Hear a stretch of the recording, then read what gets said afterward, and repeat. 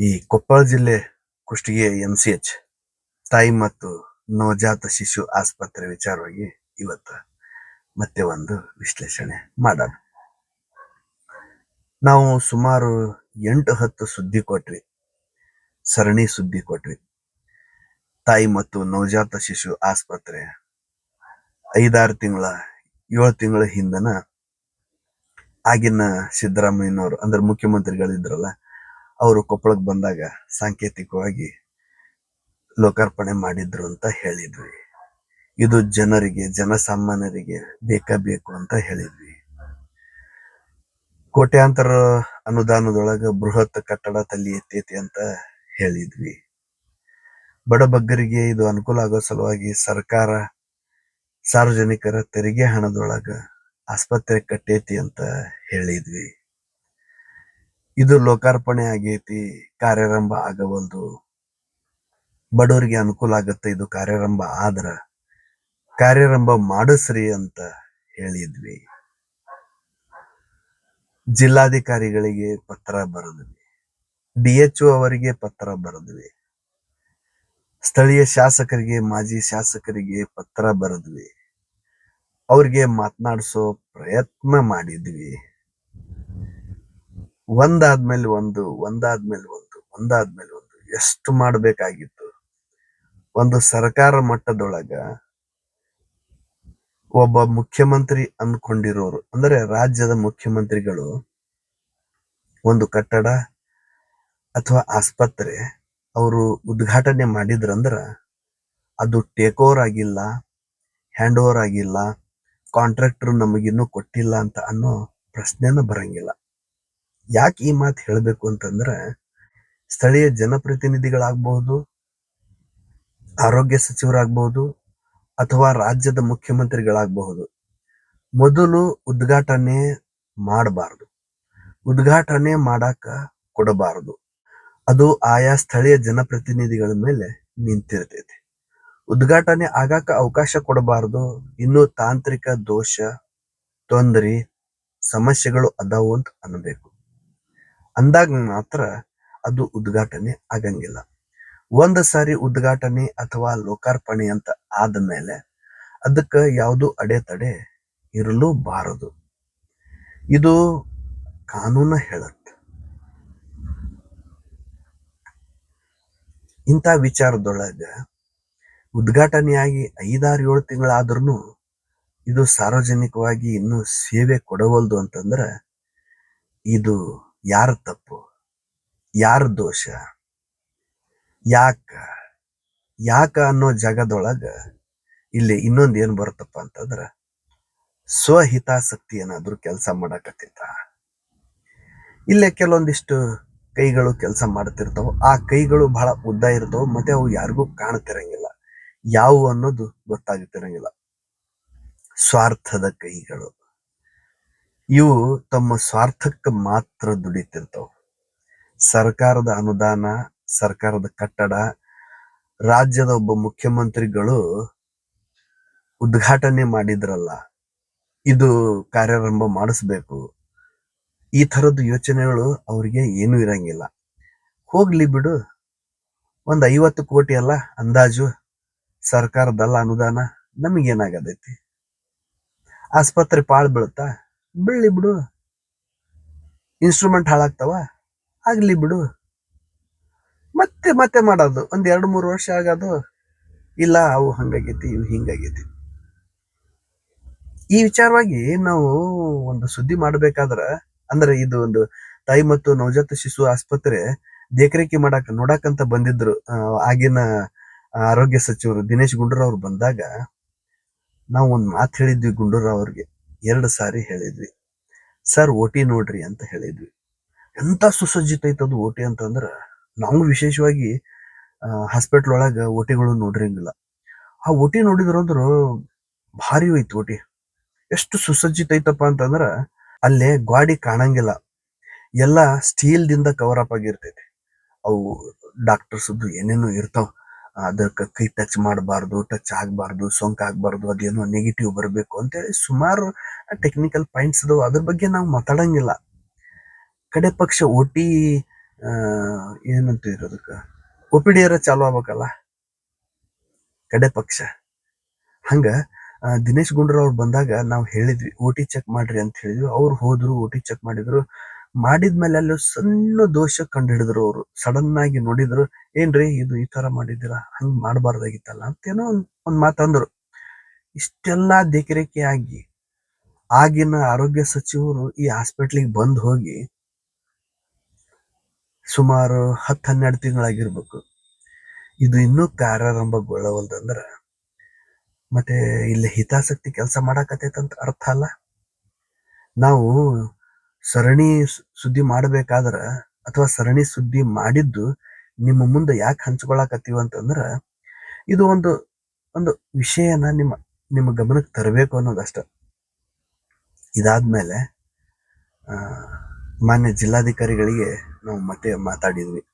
ಏನ್ ಸರ್ ಇದು ಕುಷ್ಟಗಿ MCH ಎಲ್ಲಿಗೆ ಬಂತು ಅಂದ್ಕೊಂಡು ಇಮಿಡಿಯೇಟ್ ಅಂತಾರ ಅವರು, ಯಾಕ್ರಿ ಇನ್ನೂ ಸರಿ ಹೋಗಿಲ್ಲ, ಇನ್ನೂ ಕೆಲಸ ಮಾಡವಲ್ದ ಅದು ಅಂತಾರ.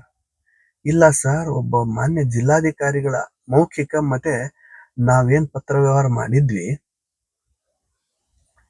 ಅದಕ್ಕೆ ಸ್ಪಂದನೆ ಇಲ್ಲಲ್ಲ, ಎಷ್ಟು ಸಾರಿ ಅಂತ ಹೇಳಿ ಜಿಲ್ಲಾಧಿಕಾರಿಗಳಿಗೆ ಗಮನಕ್ಕೆ ತರಬೇಕು ಅಂತ ಅಂದ್ವಿ ನಾವು. ಎಷ್ಟು ಫ್ರೀಯಾಗಿ ಮಾತಾಡಿದ್ರು ಅವರು, ಹೌದಲ್ಲ ಅಂತಂದ್ರು. ಆಮೇಲೆ ನಿಮಗೆ ಅಡ್ವಾನ್ಸ್ ಆಗಿ ನಾವು ಅಭಿನಂದನೆ ಸಲ್ಲಿಸಿದ್ವಿ ಅಂತ ಹೇಳಿದೆ. ಹೌದು, ನೀವು ಸಲ್ಲಿಸಿದ್ರಿ ಅಂತಂದ್ರು. ಇದ ಕುಷ್ಟಗಿಗೆ SIR ಕಾರ್ಯಾಗಾರಕ್ಕೆ ಬಂದಾಗ ವೇದಿಕೆ ಮೇಲೆ ಹೋಗಿ ನಾವು ಅವ್ರಿಗೆ ಅಭಿನಂದನೆ ಸಲ್ಲಿಸಿ ಬಂದಿದ್ವಿ ವೈಯಕ್ತಿಕವಾಗಿ. ನೀವು ಆರ್ಡರ್ ಕೊಟ್ಟಿದ್ದು ಒಳ್ಳೇದಾದ ಸರ್, ಬಡ ಬಗ್ಗರಿಗೆ ಅನುಕೂಲ ಆಗತ್ತೆ ಸರ್ ಅಂತ ಹೇಳಿ. ಅಂದ್ರೆ ಈ ಕುಷ್ಟಗಿ ಒಳಗ ಏನು ಒಂದು ಸಿಟಿ ಒಳಗ ಹಾಸ್ಪಿಟ್ಲ್ ಐತಲ್ಲ, ಅಲ್ಲೇ ಒಂದು ದಿವ್ಸಕ್ಕೆ 300 OPD ಆಗ್ತಾವ. ಸಾಧಾರಣ ಅಂದ್ರೂ 300 OPD ಆಗ್ತಾವ. ವೈದ್ಯಕೀಯ ಸಿಬ್ಬಂದಿ ಹೆಚ್ಚಿತಪ್ಪ ಅಂತಂದ್ರೆ 350ರಿಂದ 400 ಆಗಬಹುದು. ಸುಮಾರು 10-12 ಸಿಜರಿನ್ ಏನೋ ಆಗ್ತಾವು, 5ರಿಂದ 10 ಏನೋ ನಾರ್ಮಲ್ ಡೆಲಿವರಿನೂ ಆಗ್ತಾವ. ಏನು ಸಿಟಿ ಒಳಗೆ ಹಾಸ್ಪಿಟ್ಲ್ ಐತಲ್ಲ, ಇದಕ್ಕೆ ಕಂಪೇರ್ ಮಾಡಿದ್ರೆ MCH 10 ಟೈಮ್ ಬೆಟರ್ ಐತಿ. ಅಷ್ಟು ಸುಸಜ್ಜಿತ ಐತಿ. ಇವನ್ ಈ ಸಿಟಿ ಹಾಸ್ಪಿಟ್ಲಿಗೆ ಯಾರಾದ್ರೂ ಬಂದಿದ್ರಪ್ಪ ಅಂದ್ರೆ ಡೆಲಿವರಿ ಪರ್ಪಸ್ ಬಂದಿದ್ರಂದ್ರೆ ಗೊತ್ತಾಗತ್ತ ಅವ್ರಿಗೆ, ನೋವು ಗೊತ್ತಾಗಿರುತ್ತ. ಅಲ್ಲಿ ರೂಮ್ಗಳು ಸಿಗಂಗಿಲ್ಲ, ಪ್ರೈವೇಟ್ ರೂಮ್ಸ್ ಸಿಗಂಗಿಲ್ಲ. ಇರೋ ಒಂದು 8-10 ರೂಮ್ ಒಳಗ ವೇಟಿಂಗ್ ಮಾಡ್ಬೇಕು, ಕಾಯ್ಬೇಕು, ರೂಮ್ ಇಲ್ಲ ರೀ ಅಂತಾರ. ಇಂಥ ಪರಿಸ್ಥಿತಿ ಒಳಗ MCH ಹಾಸ್ಪಿಟ್ಲ್ ಒಳಗ ಒಂದೊಂದು ರೂಮ್ 10/20 ಅದಾವ. ಅಂದ್ರ ಡೆಲಿವರಿಗೆ ಬಂದಿರೋ ಪೇಷಂಟ್ ಅಥವಾ ಸಿಜರಿನ್ ಆಗಿರೋ ಪೇಷಂಟ್ ಹಿಂದ 4-5-6 ಮಂದಿ ಬರಲಿ, ಅವ್ರು ಅಲ್ಲಿ ಇರಬಹುದು, ಪೇಷಂಟಿನಿಂದ ಇರಬಹುದು. ಇಷ್ಟು ಮುಂದಾಲೋಚನೆ ಮಾಡಿ ದೊಡ್ಡ ಕಟ್ಟಡ ಕಟ್ಟ್ಯಾರ ಇವರು. ಇದನ್ನ ವ್ಯವಸ್ಥಿತವಾಗಿ ಸ್ವಚ್ಛವಾಗಿ ನೋಡ್ಕೊಂಡು ಹೋಗ್ಬೇಕಾಗಿರೋದು ಸಾರ್ವಜನಿಕರ ಕರ್ತವ್ಯ, ಕೆಲಸನು. ಅದನ್ನು ನಾವ ಬಂದು ಸ್ವಚ್ಛ ಇಡ್ರಿ ಅಂತ ಹೇಳಕ ಆಗಂಗಿಲ್ಲ, ಇಟ್ಕೋಬೇಕು. ಸಾರ್ವಜನಿಕರು ಸಾಮಾನ್ಯರು ಸರ್ಕಾರಿ ಆಸ್ಪತ್ರೆ ಅನ್ಬಾರ್ದು, ಅದಕ್ಕ ನಮ್ಮದೇ ಆಸ್ಪತ್ರೆ ಅನ್ಬೇಕು, ನಮ್ದು ದವಾಖಾನಿ ಅನ್ಬೇಕು. ಮಾನ್ಯ ಜಿಲ್ಲಾಧಿಕಾರಿಗಳಿಗೆ ಮಾತಾಡ್ಬೇಕಾದ್ರೆ ನಾವು ಅದನ್ನ ಹೇಳಿದ್ವಿ, ಸರ್ ಇದು ಸರ್ಕಾರದ ಕಟ್ಟಡ ಅಲ್ಲ, ನಮ್ಮದಿದು ಅಂತಂದೆ ನಾನು. ಅವ್ರು ಸ್ಪಂದಿಸಿದ್ರು. ಸತ್ಯ ರೀ, ಸತ್ಯಕ್ಕೆ ಎಲ್ಲರೂ ಸ್ಪಂದಿಸ್ತಾರ. ಮತ್ತೆ ಅವ್ರೇನಾದ್ರೂ ಜಿನ್ಯೂನ್ ಇದ್ರೆ ಸ್ಪಂದಿಸ್ತಾರ.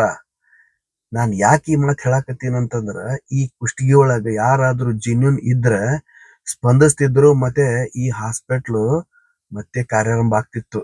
ಮಾನ್ಯ ಜಿಲ್ಲಾಧಿಕಾರಿಗಳಿಗೆ ನಾವು ಹೇಳಿದ್ವಿ, ನಿಮ್ಮ ಆದೇಶ ಆದಾಗ ಒಂದ ದಿವಸ OPD ಮಾಡಿದ್ರು ಸುಮಾರು 100 ಪೇಷಂಟ್ ಏನೋ ನೋಡಿದ್ರು ಅನ್ಸುತ್ತ. ಅದರದ್ದು ಸುದ್ದಿ ಕೂಡ ನೀವು ನೋಡಬಹುದು. ಅಲ್ಲೇ ಡಾಕ್ಟರ್ಸಿಗೂ ನಾವು ಮಾತಾಡಿದ್ವಿ.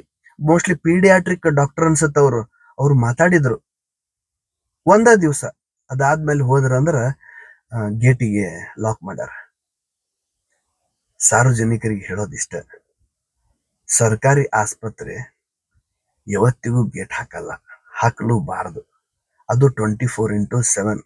ಡಾಕ್ಟರ್ಸ್ಗಳಿಗೆ ಡ್ಯೂಟಿ ಅಂತಿರ್ತಾವ, 6 ತಾಸೋ 8 ತಾಸೋ ಅಥವಾ 4-5 ಸಿಜರಿನ್ ಆದಾಗ ಸ್ವಲ್ಪ ರೆಸ್ಟ್ ಮಾಡ್ತೀನಿ ಅನ್ನೋದು ಅದು ಟೆಕ್ನಿಕಲಿ ಅವ್ರವ್ರ ವೈಯಕ್ತಿಕ ವಿಚಾರ. ಸರಿ, ಒಬ್ಬೊಬ್ರು ನಮ್ಗೆ ಅದ ಡಾಕ್ಟರ್ ಬೇಕು, ಇದ ಡಾಕ್ಟರ್ ಬೇಕು ಅಂತ ಬರ್ತಾರ.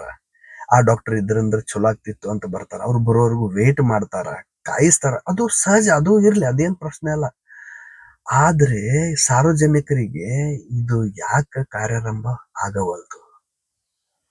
ಅಂದ್ರ 50 ಕೋಟಿ ಈ ಒಂದು ಕಟ್ಟಡ ಐತಲ್ಲ, ಇದೇನು ಹೊಳೆಗ್ ಹುಂಚೆಹಣ್ಣು ತೊಳ್ದಂಗ ಆಗ್ಬೇಕು. ಆ ಈ ಹಾಸ್ಪಿಟಲ್ ಸಲುವಾಗಿ ಕೆಲವೊಂದಿಷ್ಟು ಅಪಸ್ವರ ಎದ್ದಾವ. ಇದು ಬಸ್ ಸ್ಟ್ಯಾಂಡ್ ದಿಂದ 2 ಕಿಲೋಮೀಟರ್ ದೂರ ಆಗತ್ತ, ಸಪರೇಟ್ ಆಗಿ ಹೋಗ್ಬೇಕಾಗತ್ತ, ಇದಕ್ಕೆ ಬಸ್ ವ್ಯವಸ್ಥೆ ಇಲ್ಲ, ರಸ್ತೆ ಸರಿ ಇಲ್ಲ ಅಂತಂದು ಅಪಸ್ವರಗಳು ನಾವು ಕೇಳ್ಪಟ್ವಿ. ಅವ್ರಿಗೂ ಕೂಡ ನಾವು ಉತ್ತರ ಕೊಟ್ಟಿವಿ, ಮೌಖಿಕವಾಗಿ ಉತ್ತರ ಕೊಟ್ಟಿವಿ. ಅದೇನು ದೊಡ್ಡ ಪ್ರಶ್ನೆ ಅಲ್ಲ, ಮತ್ತೆ ಅವ್ರು ಕೇಳಿದ್ದೇನು ಅಪರಾಧನೂ ಅಲ್ಲ. KSRTC ಹೋಗಿ ನಾವು ಲೆಟರ್ ಕೊಟ್ಟಿವಿ, ಮುನ್ಸಿಪಾಲಿಟಿ ಚೀಫ್ ಆಫೀಸರ್ ಹೋಗಿ ಲೆಟರ್ ಕೊಟ್ಟಿವಿ, ನೀವು ರಸ್ತೆನ ಸರಿ ಮಾಡ್ರಿ, ಅವರು ಬಸ್ ಬಿಡ್ತಾರ, ಸಾರಿಗೆ ವ್ಯವಸ್ಥೆ ಮಾಡ್ತಾರ ಅಂತ ಹೇಳಿವಿ. ಅವರು ಸ್ಪಂದಿಸ್ಯಾರ. ಆದ್ರೆ ನಿಮ್ಗಾಗಲೇ ಹೇಳ್ದಂಗ ಕಾಣದ ಕೈಗಳು ಅನ್ನಕತ್ತೀನಲ್ಲ, ಇವು ಯಾವುವು ಅನ್ನೋದು ಗೊತ್ತಾಗವಲ್ದು. ಏನು ನಮಗ್ ಗೊತ್ತಾಗವಲ್ದು, ಅಥವಾ ಸರ್ಕಾರದ ಉನ್ನತ ಅಧಿಕಾರಿಗಳಿಗೆ ಗೊತ್ತಾಗವಲ್ದು, ಅಥವಾ ಸ್ಥಳೀಯ ಜನಪ್ರತಿನಿಧಿಗಳಿಗೆ ಗೊತ್ತಾಗವಲ್ದು, ಅಥವಾ ಆರೋಗ್ಯ ಮಂತ್ರಿಗಳಿಗೆ ಗೊತ್ತಾಗವಲ್ದು. ಈಗಿನ ಆರೋಗ್ಯ ಮಂತ್ರಿ UT ಖಾದರ್ ಅವ್ರಿಗೆ ನಾವು ಕಾಂಟ್ಯಾಕ್ಟ್ ಮಾಡಕ್ ಟ್ರೈ ಮಾಡಿದ್ವಿ. ವಾಯ್ಸ್ ಮೇಲ್ ಹಾಕ್ರಿ ಅಂತ ಹೇಳುತ್ತ ಅವ್ರ ಫೋನ್ ನಂಬರ್, ವಾಯ್ಸ್ ಮೇಲ್ನು ಹಾಕಿದ್ವಿ. ವಾಪಸ್ ಕಾಲ್ ಮಾಡ್ರಿ ಸರ್, ನಿಮ್ ಜೊತೆ ನಾವು ಮಾತಾಡ್ಬೇಕು ಅಂತಾನು ಹೇಳಿದ್ವಿ. ವಾಪಸ್ ಕಾಲ್ ಬಂದಿಲ್ಲ. ಅವರ ಎಕ್ಸ್ ಖಾತೆಗೆ ನಾವು ಮೆಸೇಜ್ ಕೊಟ್ಟಿವಿ. ಅವರ ಎಕ್ಸ್ ಖಾತೆಗೆ ನಾವು ಮೆಸೇಜ್ ಕೊಟ್ಟಿವಿ. ಎಲ್ಲದರಪ್ಪ ಮಾನ್ಯ UT ಖಾದರ್ ಅವರು. ಎಸ್, ಇದು ಅವ್ರದ್ದು ಅಫಿಷಿಯಲ್. 1 ಮಿನಿಟ್. ಇದು ಅಫಿಷಿಯಲ್ ಎಕ್ಸ್ ಖಾತೆ. ಇದ್ರೊಳಗ ನಮ್ದು ಎಲ್ಲೈತೆ ಅಂತ ಹುಡುಕ್ಬೇಕಂದ್ರ ಸ್ವಲ್ಪ ಕಷ್ಟದ ಮಾತು, ಗೊತ್ತಾಗಲ್ಲ ಅಂತ ಅನ್ಕೊಂತೀನಿ ನಾನು. ಒಟ್ಟ ಇದಕ್ಕ ನಾವು ಮೆಸೇಜ್ ಮಾಡಿವಿ. ಮೆಸೇಜ್ ಮಾಡಿ ರಿಪ್ಲೈ ಮಾಡ್ರಿ ಅಂತ ಹೇಳಿ. ಯಾಕೆ ಬೇಕು ಹಂಗಾದ್ರೆ ನಮಗೆ ಇಷ್ಟೆಲ್ಲ ಮಾಡಕ್? ಏನ್ ಅವಶ್ಯ ಐತಿ? ಏನ್ ನಮ್ಮದ? ಏನು ನಮ್ಮ ಮನಿದ? ಹಂಗಾದ್ರ ಇದು ಎಲ್ರಿಗೂ ಕೇಳಾಕತ್ತೀನಿ ನಾನು, ಸಾರ್ವಜನಿಕರಿಗೂ ವಿಶೇಷವಾಗಿ. ನಮಗ್ ಯಾಕೆ ಬೇಕಿದು? ಇದು ಶುರು ಮಾಡಿಸ್ಬೇಕು, ಶತಾಯ ಗತಾಯ ಅಂತ ಹೇಳಿ ಕಾರ್ಯಾರಂಭ ಮಾಡಿಸ್ಬೇಕು ಅನ್ನೋ ಅವಶ್ಯಕತೆ ಏನೈತಿ ನಮಗೆ? ಯಾಕೆ ಬೇಕಾಗಿತ್ತು? ಎಸ್, ಹಿಂಗಾಗಿ ನಮ್ಮ ಪ್ರಯತ್ನಗಳು ನಾವು ಮಾಡಿವಿ. ಯಾಕಂತಂದ್ರ ಕೂಸು ಅಳಲಾರದ ತಾಯಿ ಹಾಲು ಕುಡಿಸಂಗಿಲ್ಲ, ನಾವು ಕೇಳಲಾರ್ದ ನಮ್ಮ ಬೇಡಿಕೆ ಈಡೇರಂಗಿಲ್ಲ. ಉದಾಹರಣೆ, ದೆಹಲಿ ಒಳಗ ಜಂತರ್ ಮಂತರ್ ಒಳಗ ಸೋನಂ ವಾಂಗ್ಚುಕ್ ಅವ್ರು ಏನು ಉಪವಾಸ ಸತ್ಯಾಗ್ರಹ ಕುಂತಾರಲ್ಲ, ಈ ತರ ಉಪವಾಸ ಸತ್ಯಾಗ್ರಹ, ಮುಷ್ಕರ, ಹೋರಾಟ ಎಲ್ಲ ಮಾಡ್ಯ ನಮಗೇನು ಬೇಕು ಅದನ್ನ ನಾವು ಪಡಿಬೇಕಾಗತ್ತ. ಈ ವಿಚಾರದೊಳಗ ಒಂದು ಆಸ್ಪತ್ರೆ ವಿಚಾರದೊಳಗ ನಮಗೆ ಎಷ್ಟು ಶಕ್ತಿ ಐತಿ ಅಷ್ಟು ನಾವು ಹೋರಾಟ ಮಾಡಿದ್ವಿ, ಪ್ರಯತ್ನ ಮಾಡಿದ್ವಿ. ಮಾನ್ಯ ಜಿಲ್ಲಾಧಿಕಾರಿಗಳಿಗೆ ಕೊನೆಯ ಬಾರಿ ಪ್ರಯತ್ನ ಅಂತ ಹೇಳಿ ಅವ್ರಿಗೆ ಗಮನಕ್ಕೆ ತರಕ್ ಪ್ರಯತ್ನ ಪಟ್ವಿ. ಈಗ ನಮ್ಮದು ಏನಿದ್ರು ಜಿಲ್ಲಾಧಿಕಾರಿಗಳ ಜೊತೆಗೆ ಮಾತ್ರ ಮಾತುಕತೆ, ಅವ್ರಿಗೆ ಬಿಟ್ರೆ ಮತ್ತೆ ಯಾರಿಗೂ ಮಾತಾಡಂಗಿಲ್ಲ. ಇದಕ್ಕೆ ಸಂಬಂಧಪಟ್ಟಿರೋ ಮೇಲಿಂದ ತಳಗಡೆ ಯಾರ್ಯಾರು ಅದರಲ್ಲ ಎಲ್ಲಾರ್ದು ಇದು ಜವಾಬ್ದಾರಿ, ರೆಸ್ಪಾನ್ಸಿಬಿಲಿಟಿ. ಯಾಕಂದ್ರೆ ಇದು ಆರೋಗ್ಯ ಅಂತ ಅನಿಸ್ಕೊಂಡೈತಿ. ಮನುಷ್ಯ ಬದುಕಾಕ ಫಸ್ಟ್ ಬೇಕಾಗಿದ್ದ ಆರೋಗ್ಯ.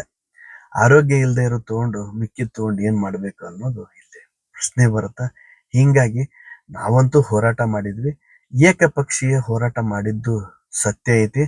ನಮಗ ಯಾರದು ಬೆಂಬಲ ಸಿಕ್ಕಿಲ್ಲ, ಅದ್ರ ಬಗ್ಗೆ ನಮಗ ನೋವು ಇಲ್ಲ. ಯಾಕಂತಂದ್ರ ಆಗಲ್ಲ ಹೇಳಿದ್ನಲ್ಲ, ಒಂದ್ ಮಾತು ಹೇಳ್ಬಿಟ್ಟೆ, ಅವ್ರವ್ರ ಹಣೆ ಬರ ಸಾರ್ವಜನಿಕರದು. ಇದು ಬಿಟ್ರೆ ಮತ್ತೇನು ಮಾಡಕ್ ಆಗಂಗಿಲ್ಲ. ಇದು ಶುರು ಆಗುತ್ತೋ, ಬಂದ್ ಆಗುತ್ತೋ, ಹಾಸ್ಪಿಟ್ಲು ಮತ್ತೆ ನೆಲಸಮ ಆಗುತ್ತೋ, ಹಾಳಾಗಿ ಹೋಗುತ್ತೋ, ಕರ್ಕಿ ಬೆಳಿತೈತೋ, ಹುಲ್ಲು ಬೆಳಿತೈತೋ. ಮಾನ್ಯ ಜಿಲ್ಲಾಧಿಕಾರಿಗಳಿಗೆ ಇದನ್ನ ವಾಕ್ಯನ ಪದ ಬಳಸಿದೀವಿ ನಾವು, ಗಿಡ ಗಂಟಿಗಳು ಬೆಳಿತಾವ ಅಂತ ಹೇಳಿದ್ವಿ. ಈ ತರ ಏನೇನಾಗುತ್ತೋ ಗೊತ್ತಿಲ್ಲ. ಚಾಲು ಆತಪ್ಪ ಅಂತಂದ್ರ ಸಾರ್ವಜನಿಕರು ನೀವೆಲ್ಲ ಅದನ್ನ ಸ್ವಚ್ಛತೆಯಿಂದ, ಯಾರ್ಯಾರು ಪೇಷಂಟ್ ಇಂದ ಬಂದಿರ್ತೀರಿ ಎಲ್ ಬೇಕಲ್ಲೇ ಕುಂದ್ರೋದು, ಉಚ್ಚಿ ಒಯ್ಯೋದು, ಊಟ ಮಾಡೋದು, ಅನ್ನ ಎಲ್ ಬೇಕಲ್ಲೇ ಒಗ್ಯೋದು, ನಾಯಿ ಹಂದಿ ಬರೋ ತರ ಮಾಡ್ಲಾರ್ದ ಸ್ವಚ್ಛವಾಗಿ ಬಳಸ್ರಿ. ಮತ್ ಚಾಲು ಆಗ್ಲಿಲ್ಲ ಅಂದ್ರ ಇಷ್ಟ ಅಂತ ಹೇಳ್ತಾ ನಾ ಮತ್ತೆ ಸಿಗ್ತೀನಿ.